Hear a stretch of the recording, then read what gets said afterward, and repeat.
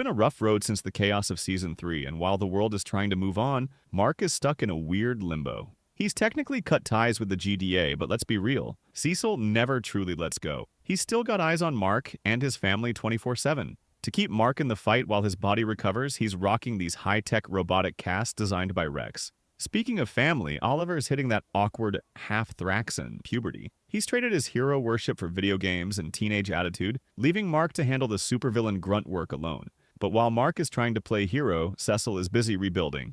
With the original Guardians disbanded following the tragedy of the last season, he's forced to pull them back together. Rex, who's now using that name to honor his fallen friend, is desperate to lead, but Cecil isn't handing out second chances. Instead, he puts the old-timer Brit in charge. The real shift happens when Mark hits the city. He's intercepted by a voice that sounds like it's coming from a literal nightmare. A voice that thanks him for all the death and destruction he's caused. Enter Dinosaurus. He's a zealot who believes human extinction is the only way to save the planet. Their fight is brutal, so intense that Dino literally shatters Mark's cast with his teeth. But as soon as the beast is subdued, he reverts back into a terrified, naked man claiming he wasn't in control. Mark is seconds away from ending him right there until the Guardians step in to stop him. The tension doesn't stop at the battlefield, though. Dinner with Eve's parents is a total train wreck. Her father is still looking for any excuse to blame Mark for everything that's gone wrong in Eve's life. Between the family drama and Eve's power starting to glitch out, making a simple cup of coffee taste like battery acid, it's clear that something is fundamentally broken.